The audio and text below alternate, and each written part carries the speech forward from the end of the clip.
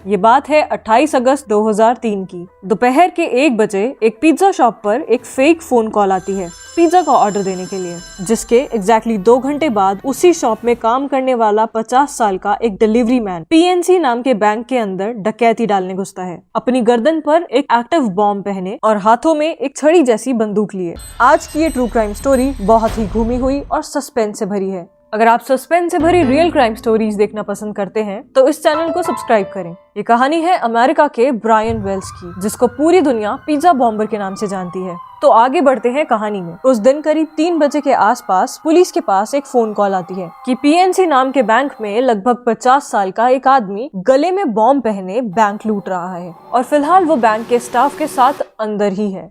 जब ब्रायन ने बैंक के अंदर एंट्री ली थी तो किसी ने भी उसके ऊपर शक नहीं किया था। उस वक्त वो नॉर्मल सा एक बुजुर्ग इंसान लग रहा था, जिसके आधे से ज्यादा बाल उड़े हुए थे और हाथों में एक छड़ी थी, जो बाद में एक बंदूक निकली और उसकी गर्दन पर एक बॉम्ब। ब्रायन ने बैंक में घुसते ही बैंक मैनेजर को एक नोट दिया, जिसके ऊपर लिखा था, तुम्हारे पास सिर्फ 15 मिनट हैं। अपने बैंक के कर्मचारियों से बोलकर बैंक की तिजोरी में से एक बैग में $2,50,000 भरकर मेरे हवाले कर दो, वरना किसी भी टाइम ये बॉम्ब ब्लास्ट कर जाएगा। तो ये आदमी दिन दहाड़े अपनी गर्दन पे एक एक्टिव बॉम्ब पहने, वो भी अकेला, पूरा का पूरा बैंक लूटने आ गया था। अब बॉम्ब की वजह से बैंक वालों के पास कोई और ऑप्शन भी नहीं था सिवाय इसको पैसे देने के।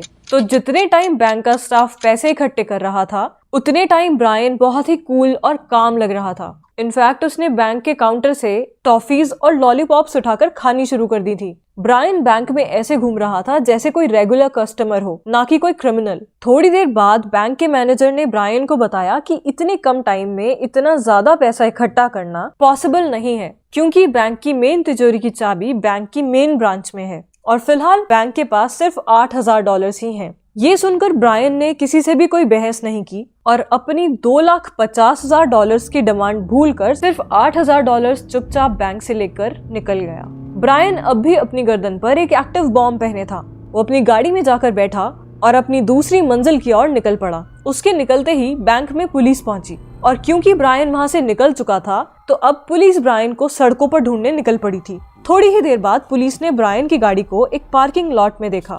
देखते ही पुलिस ने उसे चारों तरफ से घेर लिया और धमकाते हुए बाहर निकलने के लिए कहा। ब्रायन बहुत शांति से अपनी गाड़ी से निकला। पुलिस ने उसे घुटनों के बल बैठने के लिए और हाथ पीछे रखने के लिए बोला और ब्रायन ने वैसा ही किया। ब्रायन पुलिस के हर सवाल का जवाब बहुत ही शांति से दे रहा था। उसने पुलिस को बताया कि इस सब में उसकी कोई भी गलती नहीं है। वो एक पिज्जा शॉप पर डिलीवरी मैन का काम करता है। सुबह एक ऑर्डर लेने के लिए उसके पास एक कॉल आया और जब वो पिज्जा डिलीवर करने के लिए उस घर में गया तो उस घर में रह रहे 3 ब्लैक लोगों ने उसे जबरदस्ती घर के अंदर बंदी बना लिया और उसको ये बॉम्ब पहना दिया। और इसके बाद उन लोगों ने ब्रायन को बैंक्स लूटने के लिए बोले। उसकी लिस्ट में 1 से ज्यादा बैंक लूटना था। उन्होंने ब्रायन को रूल्स भी समझाए। ब्रायन ने पुलिस को बताया कि उसके पास टास्क पूरा करने के लिए सिर्फ 50 मिनट हैं और अगर उन्होंने ब्रायन को पुलिस से बात करते हुए देख लिया तो वो लोग ये बॉम्ब ब्लास्ट कर देंगे। पुलिस वालों ने आकर ब्रायन को हथकड़ी पहनाई और बॉम्ब को देखा। वो बॉम्ब एक हथकड़ी जैसा था, जिसको खोलने के लिए 4 चाबियों की और एक डिजिटल कोड की जरूरत थी।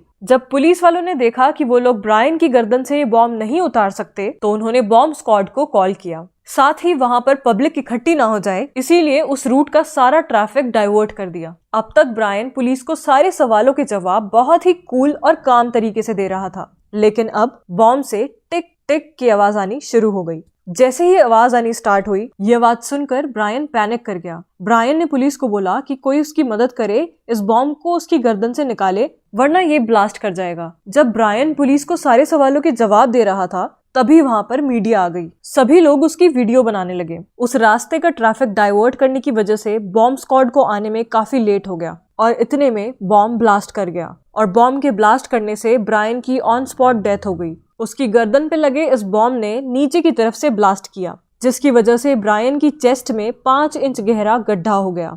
अब ये बॉम्ब कहाँ से आया, ब्रायन को किसने बंदी बनाया, बैंक को किसने लुटवाया, इन सब सवालों के जवाब ढूंढने के लिए जरूरी था कि पुलिस उस बॉम्ब की जांच करे कि उसको कैसे बनाया गया है, कौन कौन से इक्विपमेंट्स उसमें लगाए गए हैं, ताकि ये पता चल सके कि ये किसका काम है।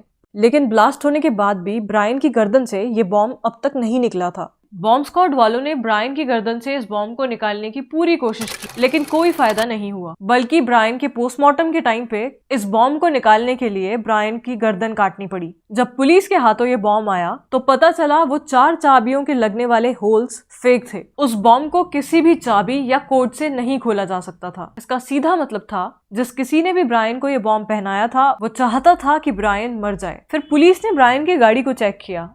उसकी गाड़ी में कुछ हैंड रिटन नोट्स मिले जिस पर बहुत सारे रूल्स लिखे थे, जैसे अगर तुम पुलिस के पास गए, या तुम किसी भी जगह 5 मिनट से ज्यादा रुके, या तुम गलत रास्ते पे मुड़े, या तुमने गाड़ी को 60 की स्पीड से धीरे या तेज चलाया, तो हम ये बॉम्ब तभी के तभी ब्लास्ट कर देंगे। उन लोगों ने ब्रायन को पहला बैंक लूटने के बाद पास वाले मैकडॉनल्ड्स के पास बुलाया था, जहां एक गमले में उसको एक जार मिलता। जार के अंदर उसे पैसे रखने थे और वहां से एक पर्ची उठानी थी जिस पर उसकी अगली मंजिल का नाम लिखा था। अब ब्रायन की जगह पुलिस उस रास्ते पर जाती है। उस रास्ते पर जाने के बाद फिर से पुलिस को एक जार मिलता है और वहां से पुलिस को मिलता है तीसरी जगह का नाम। ऐसा करते करते पुलिस को 7 जगह मिलती हैं। इसका मतलब ब्रायन को टास्क पूरा करने के लिए 7 जगह जाना था। आखिरी वाली जगह पर ब्रायन को अपने बॉम्ब को खोलने की चाबियां मिलनी थी। बॉम्ब को कोई भी चाबी नहीं खोल सकती थी, तो 7वीं जगह पुलिस को एक खाली जार मिलता है। इसका मतलब था कि वो लोग ब्रायन से बैंक में डकैती डलवाने के बाद उसे मरने के लिए छोड़ने वाले थे।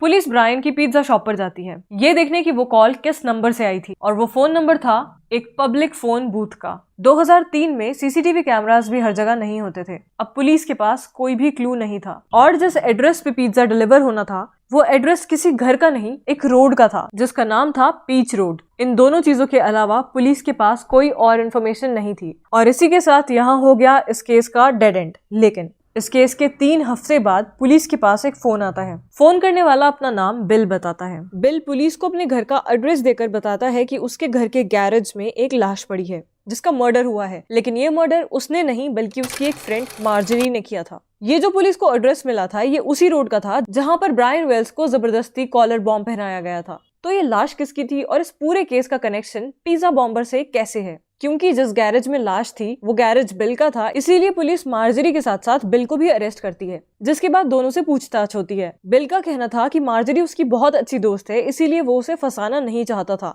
लेकिन क्योंकि बिल जानता था कि वो एक खूनी की मदद करके एक गलत काम कर रहा है, इसीलिए उसने अपने आप को मारने की भी कोशिश की थी। और इसी बात को प्रूव करने के लिए वो पुलिस से कहता है कि आपको मेरे ही घर से सुसाइड लेटर मिलेगा जो मेरी ही हैंडराइटिंग में है। पुलिस घर में वापस जाकर छानबीन करती है तो पुलिस को एक लेटर मिलता है, और इस लेटर की पहली ही लाइन थी, ये जो मैं कदम उठाने जा रहा हूँ इसका ब्रायन वेल्स के केस से कोई लेना देना नहीं है। पुलिस के लिए ये एक बहुत बड़ा हिंट था। अब पुलिस पिज्जा बॉम्बर के केस को इस मर्डर से लिंक करके देखने लगी। पुलिस ने बिल के घर के चप्पे चप्पे को जांचा। घर में चारों ओर गंदगी ही गंदगी थी, और साथ में बहुत सारे मैप्स और बहुत सारी मशीनरीज थी, जैसे वेल्डिंग मशीन और एक बहुत बड़ा सा ग्राइंडर जिसमें एक इंसान की बॉडी भी पिस सकती है। और जब पुलिस इन दोनों से स्ट्रिक्टली क्वेश्चंस करती है तो ये दोनों पिज्जा बॉम्बर के केस के बारे में पुलिस को कुछ भी नहीं बताते। मार्जरी से जुड़ी एक और बहुत वियर्ड बात थी। मार्जरी पे पहले भी बहुत सारे केसेस चल चुके थे। मार्जरी के 5 बॉयफ्रेंड्स बहुत अजीब तरह से मरे थे। एक का घर में ही सर फटने से मौत हुई थी, एक ने अपने आप को फांसी लगा ली थी,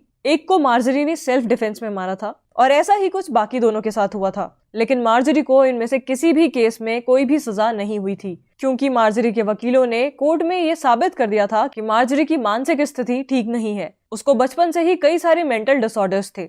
2005 में पुलिस के पास वापस एक कॉल आती है। कॉल करने वाला पुलिस को बताता है कि वो पिज्जा बॉम्बर के केस के बारे में काफी कुछ इन्फॉर्मेशन रखता है। उसने बताया कि मार्जरी एक बहुत अमीर खानदान से है, लेकिन उसके पिताजी उसको कोई पैसा नहीं देते और अब वो कोई नौकरी भी नहीं कर सकती थी, इसीलिए उसने पिज्जा बॉम्बर वाली सारी प्लानिंग की थी। मार्जरी ने ये सारा प्लान बिल के साथ मिलकर बनाया था, और बॉम्ब बनाने के लिए मार्जरी ने एक टीवी ठीक करने वाले को भी अपनी टीम में लिया था, जिसका नाम था केनेथ बार्न्स। केनेथ बार्न्स ने बॉम्ब बनाकर मार्जरी और बिल को दिया, जिसके बाद मार्जरी और बिल दोनों ने ये प्लान आगे बढ़ाया। लेकिन बैंक में डकैती डालने से कुछ दिन पहले ही मार्जरी के बॉयफ्रेंड रॉडन को उनके प्लान्स का पता चल गया, और क्योंकि ये एक क्राइम था इसलिए रॉडन ने उनके साथ शामिल होने के लिए मना कर दिया, और उसने धमकी दी कि वो पुलिस में जाके उनकी कंप्लेन कर देगा, जिसके बाद मार्जरी ने उसको भी गोली मारकर अपने रास्ते से हटा दिया। और ये रॉडन वही था जिसकी डेड बॉडी बिल के गैरेज से मिली थी।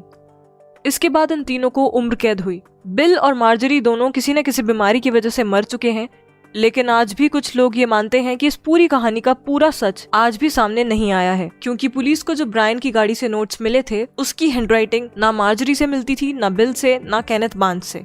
कुछ लोगों का ये भी मानना है कि पिज्जा बॉम्बर केस का असली गुनहगार आज भी जिंदा है और पुलिस की पकड़ से कोसों दूर है।